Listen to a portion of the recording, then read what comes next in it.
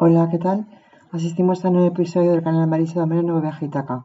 Bueno, seguimos con From y os prometí que iba a hacer una especie de mm, disensión o crítica respecto de lo que dice From acerca de Freud. Eso lo veremos en el próximo vídeo a este. Y ahora vamos a remitirnos para resituarnos bien en el centro de lo que va a ser la crítica futura, lo que piensa el análisis que hace explícitamente From de Freud, de la terapia psicoanalítica ligada a la sociología, porque él piensa que, como escuela de Frankfurt que es, perteneciente, el campo de la psicoanálisis se ha bifurcado en diversas corrientes que implican la aplicación directa o indirecta a la sociología, a la antropología, etcétera, ¿no? Entonces, eso también es una crítica que voy a hacer a posteriori. Y yo lo que me voy a remitir es a lo que dijimos en un vídeo anterior, como preámbulo de este enunciado de lo que piensa de Freud, de la terapia psicoanalítica, en tanto en cuanto vimos que se otorga el espíritu de equipo y la tolerancia mutua como factores para evitar la separatidad, muy importante en el libro de El arte de amar de Fromm, que es el que estamos analizando aquí por partes, para ver que ese sentimiento de separatidad ofrece resistencia y ofrece también una serie de, consecuentemente, reacciones por parte de las personas, de los hombres. Desde el punto de vista de estos dos rasgos, el espíritu de equipo y la tolerancia mutua es algo que dice Fromm específicamente que es relativamente reciente. Parte de la Segunda Guerra Mundial, un pensamiento como corriente unitaria que recorrió Europa y varios países del mundo y que prevaleció, que decía que el hombre prevaleciente era el que debía sentirse subyugado al sistema social y económico. Entonces, a partir de ahí, las relaciones emocionales y sexuales de los hombres cobran un valor material, un valor de base material. Tiene una base material fehaciente porque, según esta posición, los matrimonios que no tenían una atracción sexual mutua a los dos integrantes o no tenían relaciones sexuales satisfactorias o plenas en ese sentido y estaban abocadas al fracaso y que por tanto había que buscar manuales o primeros auxilios, por decirlo de alguna forma, para sobrellevar esta incapacidad sexual o esta represión, que era algo social, algo educacional, algo teológicamente imbuido por los roles paternofiliales, etcétera, la sociedad en sí misma, y que tenía que ver también con, bueno, que las causas de los frecuentes fracasos matrimoniales obedecían a que la pareja no había logrado una adecuada atracción sexual, una posición prevaleciente a partir del siglo XIX con el racionalismo. Se adaptan estos postulados a las teorías freudianas, que abocan a pensar que todo es fisiología, la base material económica tiene mucho que ver con la fisiología de las emociones, con la psicología, y hay un nuevo concepto primordial, que dice que la teoría sexual defectuosa de una o de ambas partes aboca al fracaso. Con el fin de curar esta inadaptación y de ayudar a las parejas desgraciadas que no podían amarse mutuamente, dice Freud textualmente, se publicaron muchos libros que daban instrucciones y consejos referentes a la conducta sexual apropiada y prometían implícita o explícitamente la felicidad y el amor como resultados. ¿Vale? Esto tiene como base terapéutica los postulados del psicoanálisis desde el punto de vista de Erich Fromm. Si bien los autores de la terapia psicoanalítica señalan esta falacia, porque no viene las buenas relaciones sexuales a consecuencia de ello el amor, sino que es al contrario, en la situación plena de amor, de dos en uno, una pareja plena, en pleno desarrollo emotivo, emocional, psicológico, sobreviene a partir de una sincera dedicación y entrega del uno del otro, con independencia de que las relaciones sean improductivas o defectuosas, o haya pues desviaciones o otro tipo de disfunciones sexuales, que eso se debería de tratar pues como casos aparte o circunstanciales. que no es una condición sine qua non, no es causa-efecto lo que hay que buscar, acción-reacción. No porque la pareja se lleve mal sexualmente va a fracasar o no se quiere, y que es una condición indispensable que haya un producto sexual afortunado para ambos. Y se parte del principio de que el amor es el hijo del placer sexual. Entonces, si bien dice Fromm que Freud apoya esta tesis, en cierta manera, que esta conducta apropiada conduce a la felicidad sexual y al amor, como una técnica, como un mecanismo maquinal, de objetividad, la suposición subyacente de que el amor es el concomitante de la mutua satisfacción sexual está determinada en alto grado por las teorías de Freud, dice Fromm. Y lo avala pues el hecho de que va a hacer un desarrollo en este capítulo, que es el capítulo, ahora os lo digo, capítulo 3, el amor y su desintegración en la sociedad occidental contemporánea, que hemos desgranado un poco en 3 partes, lo vamos a hacer en 4 finalmente, porque luego haremos una crítica o una disensión de lo que dice Freud respecto de Freud. Para Freud el amor es básicamente un fenómeno sexual, dice Fromm, fisiológico, porque viene arraigado por los instintos sexuales y las pulsiones, cosa que la escuela de Frankfurt sí que acepta, pero con matizaciones y límites. Siempre ligados a la sociología, a la sociedad en la que uno está inmerso. ¿Qué es lo que influye determinantemente? No que cada persona es biológicamente individualista o individual, que con independencia de la biología no se pueda sustraer una evolución o una etapa evolutiva del hombre, también históricamente hablando, para desarrollar otras facetas y rasgos de su vida o novedosos, de realización plena de sus satisfacciones y de sus objetivos, de sus conquistas como personas. El hombre descubrió por experiencia que el amor sexual genital le proporcionaba su gratificación máxima, se convirtió en realidad en un prototipo de toda felicidad para él. Entonces, para Fromm, piensa que Freud, la experiencia del amor fraterno es un producto del amor sexual, pero en el cual el instinto sexual se transforma en un impulso con finalidad inhibida, como si las pulsiones no las tuvieran los niños, como si las pulsiones fueran solo biología pura y fisiología pura, porque Freud refutó la química en sus primeros tratados de 1900, un poco antes. Se hizo varios tratados y datos y enumeró datos y enunciados que remitían a partes químicas del cuerpo, luego lo refutó, tengo entendido, luego iremos a la crítica de Freud en concreto para analizarlo mucho mejor, y no es eso lo que quería decir realmente Freud. Para Freud, lo que sí que dice es que el amor es un producto que conlleva, un elemento que conlleva la frustración del hombre muchas veces, que es lo que más sufrimiento puede conducir al hombre a temer. Y no por ello que se desencadene, porque sería determinista pensar eso, mecanicista. Y la crítica que le hago a Fromm es que Fromm también es mecanicista, porque piensa que todo se debe a cambios sociales, económicos, incluso critica a Darwin por el hecho de que el hombre está literalmente determinado por la sociedad del mejor adaptado y no del más inteligente. Entonces, bueno, Darwin hizo la teoría de la evolución de las especies y la selección natural, y es una ciencia materialista, al igual que el psicoanálisis. Otra cosa es que se quiere aplicar el psicoanálisis a la sociología y a la antropología, o a la psicología cognitivo-conductual, llevarla, como en la actualidad está de moda, pues llevarla a un punto en el que todo confluye en contra de las ideas freudianas, y que las ideas freudianas tienen que evolucionar, y que ciertas partes de la teoría freudiana tienen que ser refutadas y otras no, en función de las vivencias sociológicas del hombre e historicistas. Entonces, esto lo desarrollaremos con posterioridad, pero para Freud la experiencia del amor fraterno es un producto del amor sexual, es lo que dice Fromm, pero en el cual el instinto sexual se transforma en un impulso con finalidad inhibida. Es muy importante esta frase de Fromm porque está sacada de contexto. Luego lo veremos.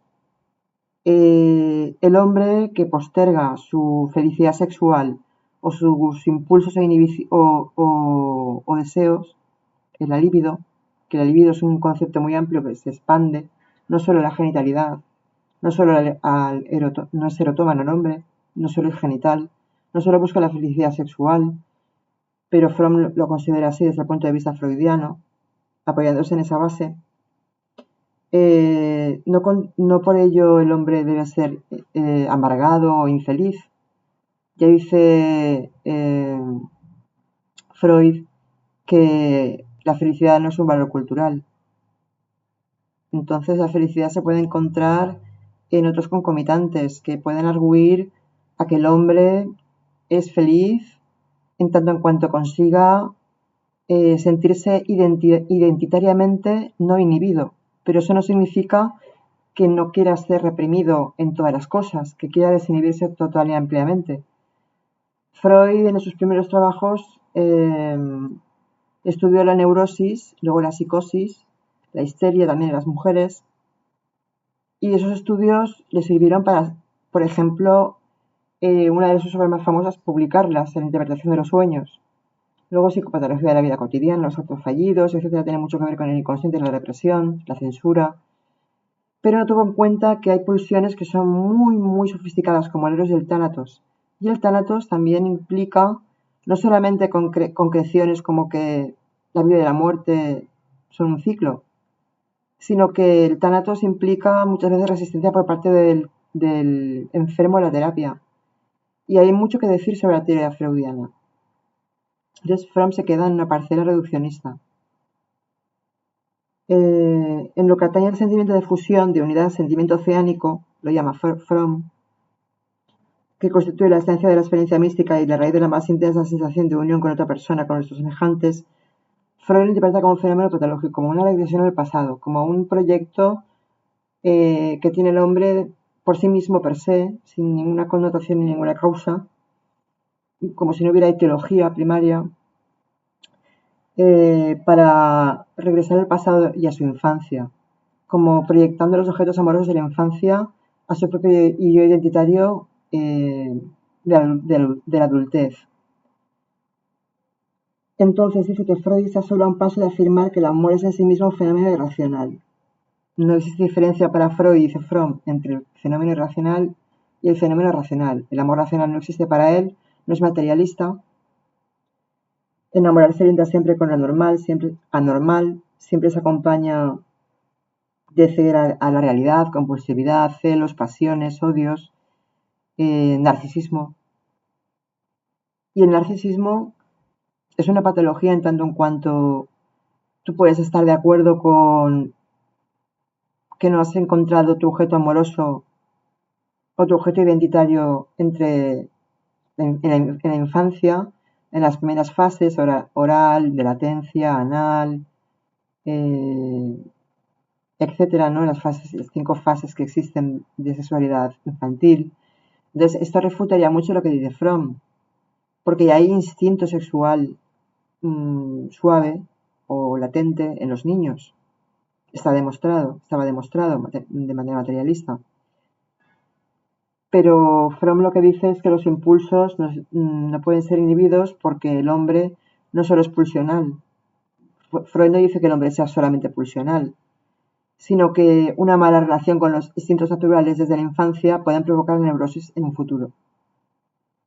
Puede llevar a conducir a hombres neuróticos, hombres también psicóticos, con una mala relación con el padre, un padre tipizado o una madre castrante. Los arquetipos del padre y la madre ya los hemos tocado anteriormente, porque Fromm lo desgrana muy bien, pero no creo que entre en confrontación con lo que dice Freud.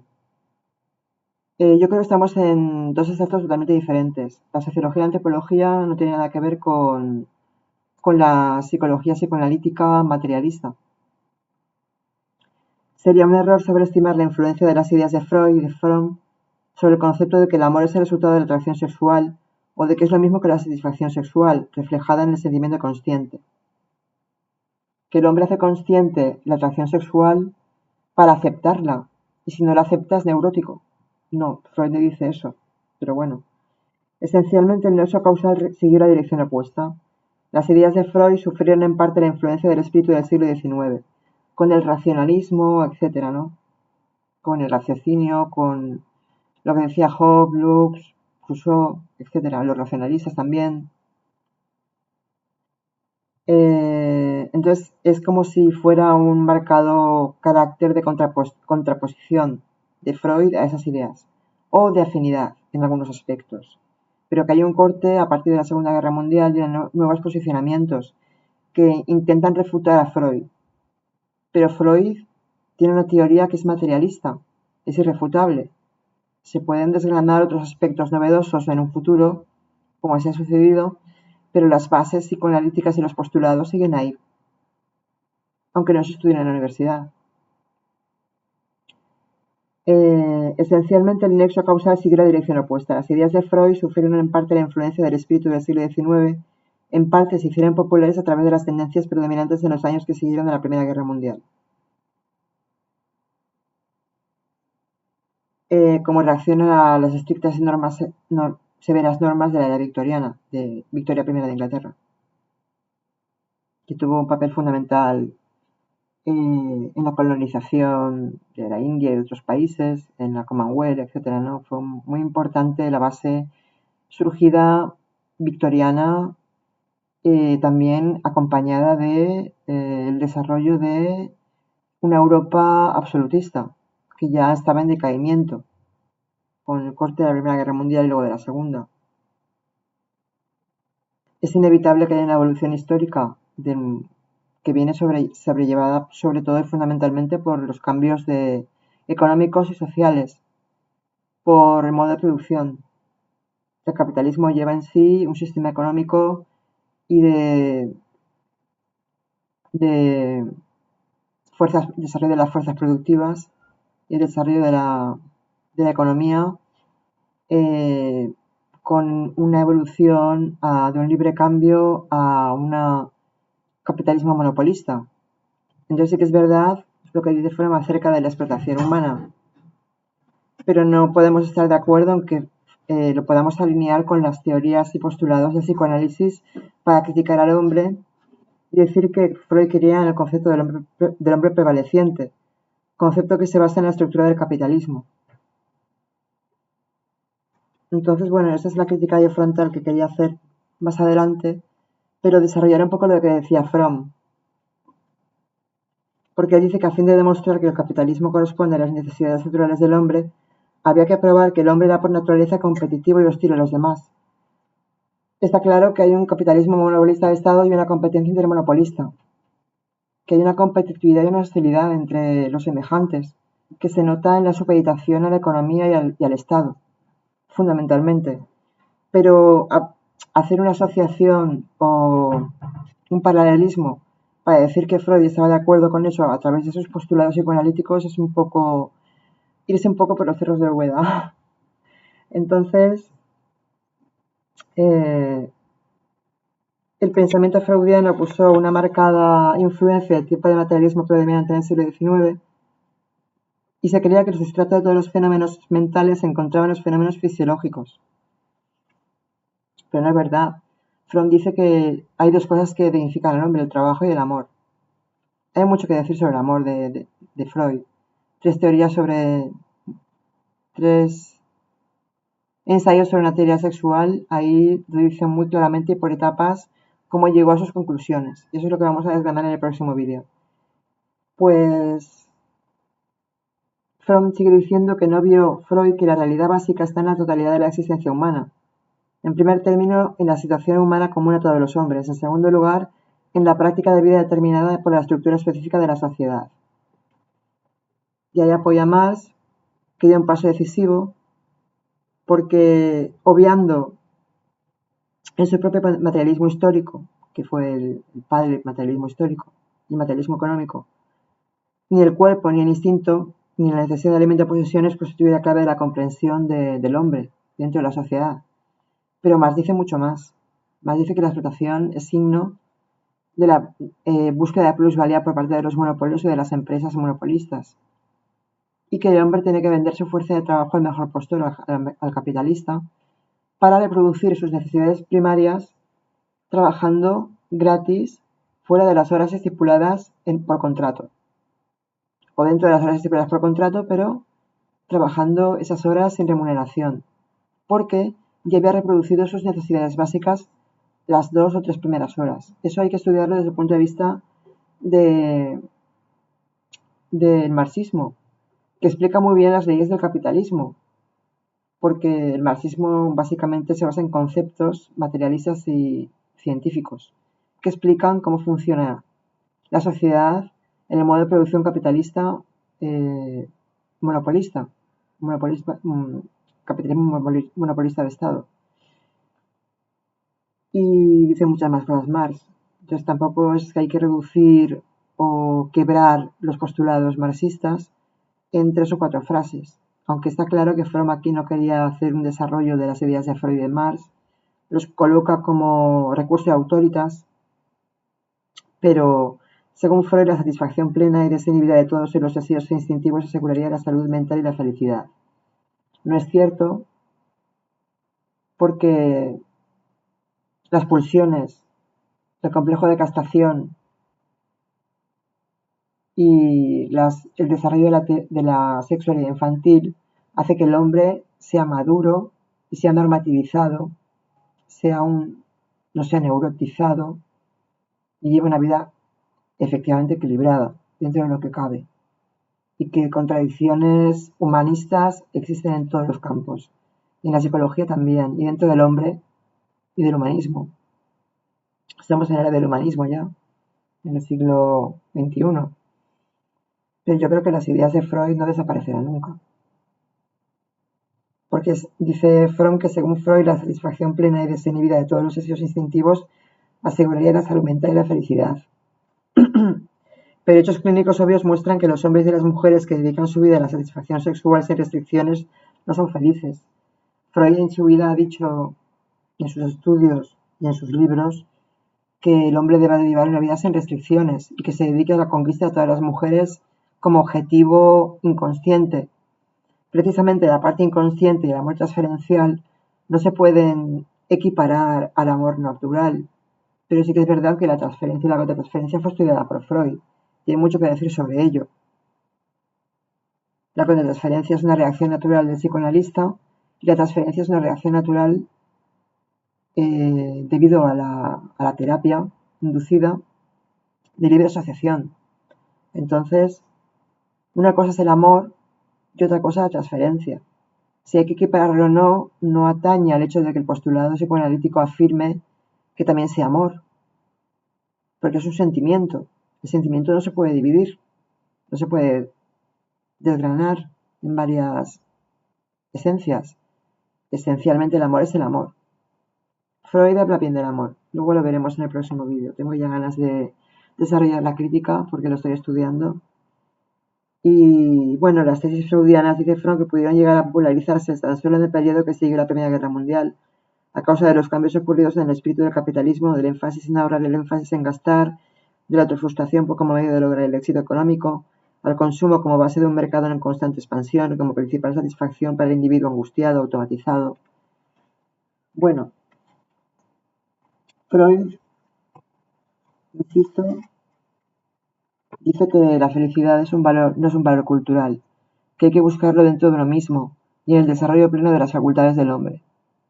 Y el hombre pleno no es un hombre desinhibido totalmente, y no todos los hombres son neuróticos.